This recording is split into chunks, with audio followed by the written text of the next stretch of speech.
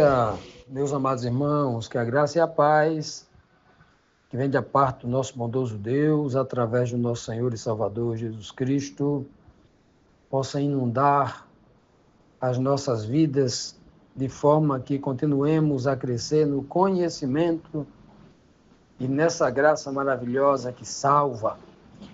Amados, dando continuidade aqui à nossa lição, falando sobre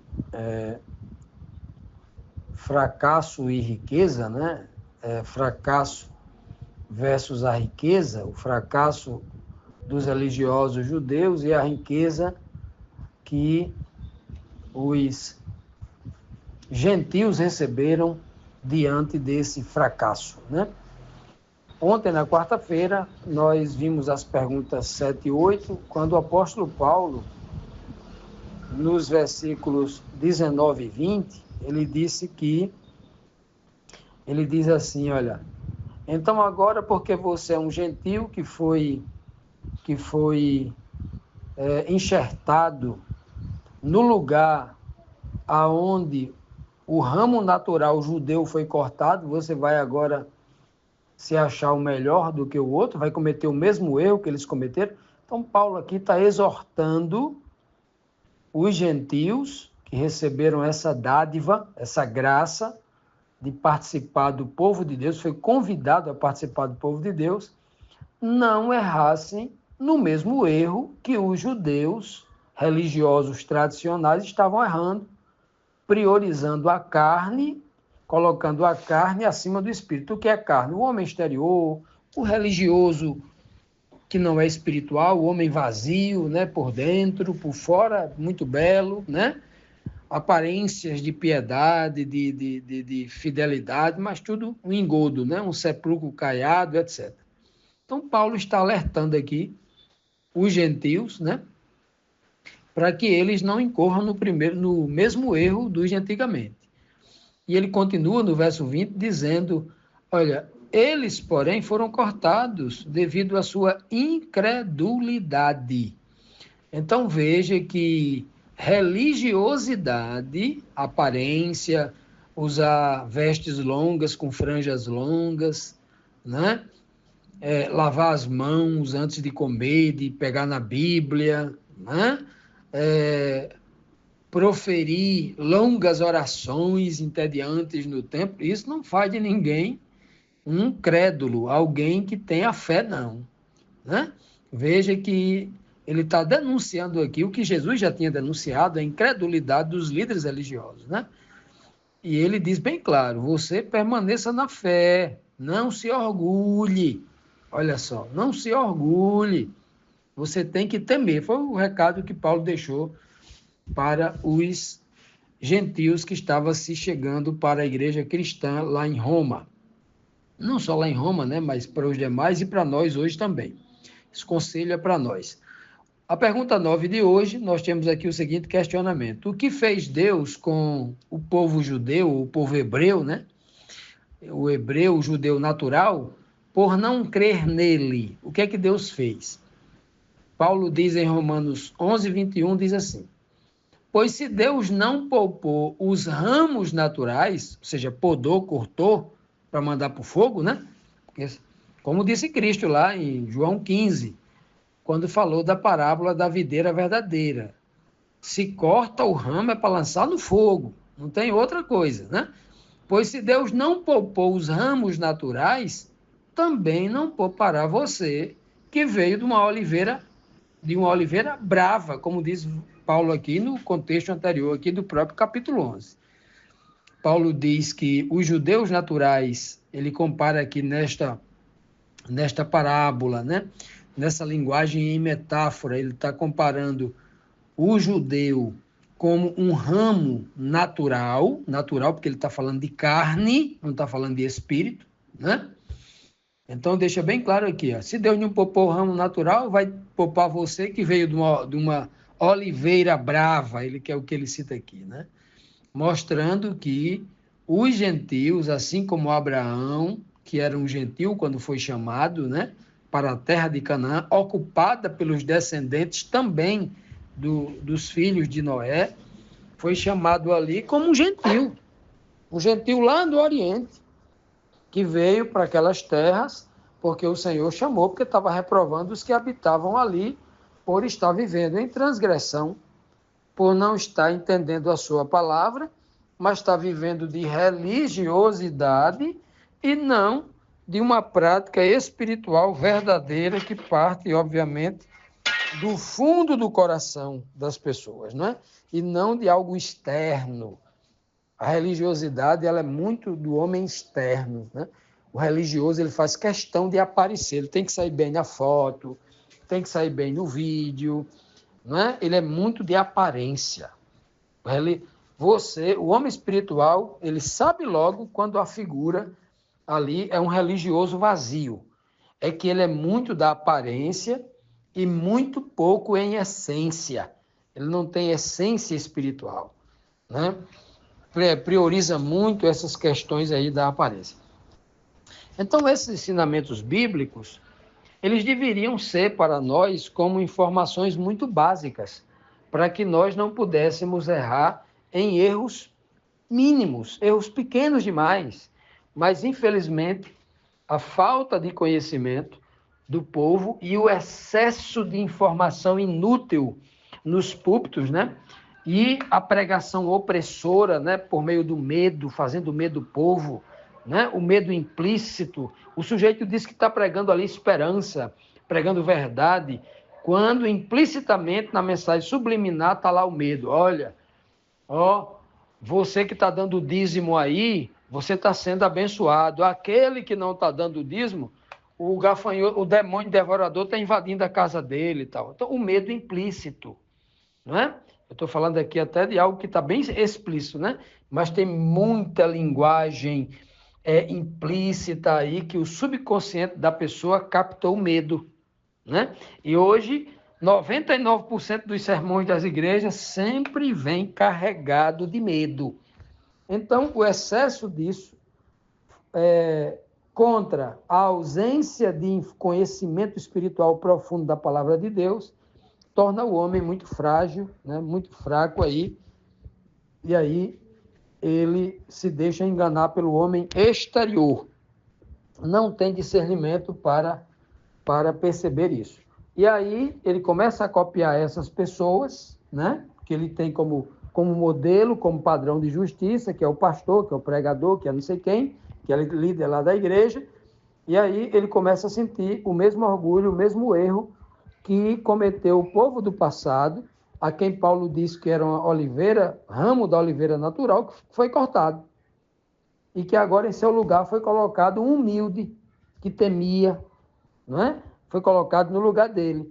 E esses que agora se tornaram enxertados na oliveira natural e na oliveira espiritual, esses aí devem proceder de forma humilde, de forma verdadeira, com o espírito, para que também não caia nas mesmas consequências, na mesma condenação, na mesma rejeição que o Senhor os fez, amputando, cortando esses galhos para ir para o fogo. Na próxima pergunta, que é a pergunta 10, nós temos aqui mais um questionamento importantíssimo aqui do capítulo 11 de Romanos, que diz assim, que duas coisas os gentios precisam, ou precisavam e precisam, porque hoje também, né, nós precisamos fazer o mesmo. Precisam considerar. Para quê? Para não sofrer as mesmas consequências que o povo do passado, a quem Paulo está se referindo aqui, sofreu.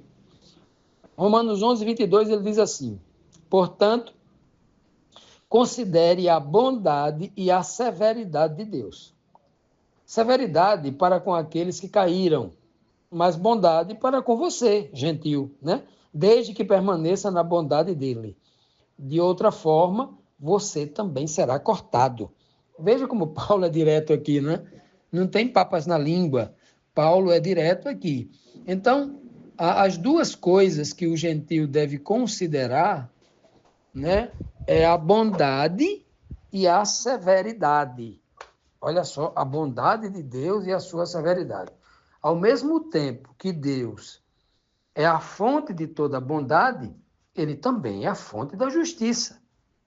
O Senhor, a severidade aqui, ele é muito sério com aquilo que ele faz. Com a coisa santa, Deus não brinca, né? E nem admite que ninguém brinque com a coisa santa, né? Por isso que a Bíblia diz que Deus não se deixa, né? Deus não se deixa ser chacoteado, né? Que ele seja escarnecido, que ele seja humilhado, né? Deus não se deixa escarnecer. Pessoa que faz isso, ele sofre as devidas consequências, devido à sua santidade, devido à sua posição de glória, de justiça. As pessoas que fazem isso sofrem as devidas consequências. Então, ele está dizendo bem claro aqui, ô gentil, que ele está falando agora para o gentil, usando como exemplo, né, aquilo que havia acontecido com os judeus religiosos que não entenderam a mensagem da nova aliança, as boas novas trazidas por Cristo, a explicação espiritual de toda a escritura do Antigo Testamento de forma profunda, onde eles estavam na superfície, na visão rasa, né, gramatical da palavra de Deus, aqueles pensamentos pueris, infantis, muito pequenos, e aí Cristo vem e convida todo mundo a dar um mergulho nesse oceano profundo de conhecimento e de revelação espiritual. Então, eles não entenderam, né? Muito preso à tradição, a um discurso de facilidades, né? Porque não se enganem. Os crentes de hoje, assim como os religiosos do passado, todo homem é preguiçoso, ele tem uma preguiça, a carne do homem é preguiçosa. E todos nós estamos em carne pecaminosa. Então, todos nós, naturalmente, buscamos atender os prazeres da carne. E a carne, ela ama, né, um conforto, ama uma luxúria, né? E aí todos nós temos isso em nós, né? Temos que lutar contra isso. Paulo vai dizer isso. Jesus vai dizer isso. Então, esse homem, o que acontece? Ele, para combater isso, né, o que muitos não fizeram no tempo de Cristo, né, e que Paulo também está denunciando isso aí, faz com que este homem não entenda com a devida profusão o que significa o que Paulo está falando aqui de a severidade de Deus, né? Então, ele tem dificuldades por causa do homem carnal que ele é. Então, ele não tem, o homem geralmente ele não tem dificuldade de enxergar a bondade de Deus. Ele não tem dificuldade. Até os ímpios, eles enxergam, né, e reconhecem que Deus foi bom com eles, que Deus deu isso, deu aquilo para eles, que ele livrou daquilo, livrou, né? Tem até ímpio aí entendendo que tem que mandar uma oferta para um determinado pastor, para uma igreja, em gratidão, porque, né? Tem até pessoas que têm dinheiro do crime, mandando dinheiro para a igreja, porque em gratidão porque não foi bem sucedido naquela ação criminosa, que ele não morreu, etc, etc. Tem desses casos aí que a gente toma conhecimento, né?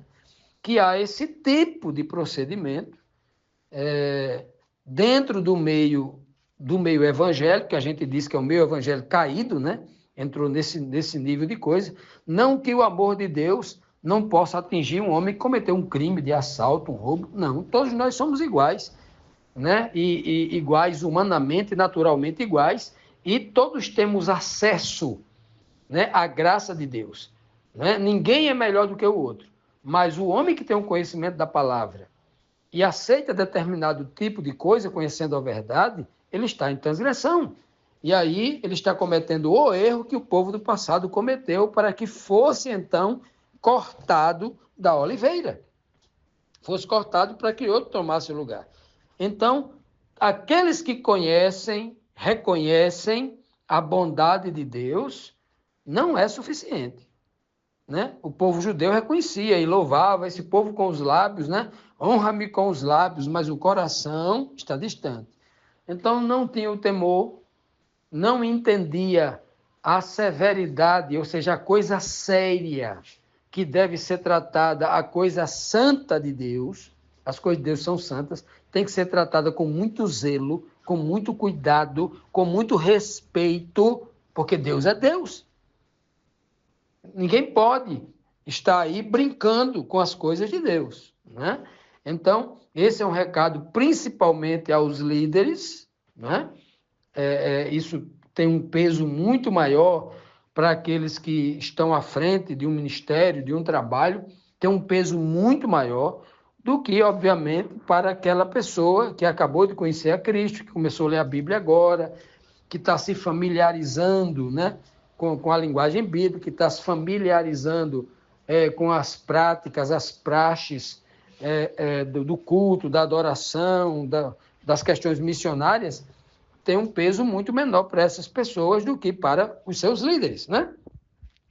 Então, esses são os dois pontos que ele diz aqui, olha. O homem tem que entender esses dois pilares. A bondade, para que no seu coração gere gratidão, e essa gratidão seja uma força para que você possa obedecer a Deus, e obedece a Ele porque Ele é um Deus santo, né?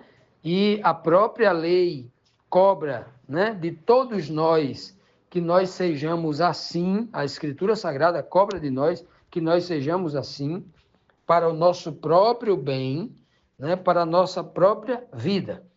Então, nós que nos consideramos gentios, que éramos gentios, que nunca conhecíamos a Deus, mas chegamos ao conhecimento de Deus, da sua palavra, da sua vontade, agora fomos enxertados nessa oliveira, precisamos cumprir a vontade de Deus para que não tenhamos o mesmo fim, ser cortado da oliveira.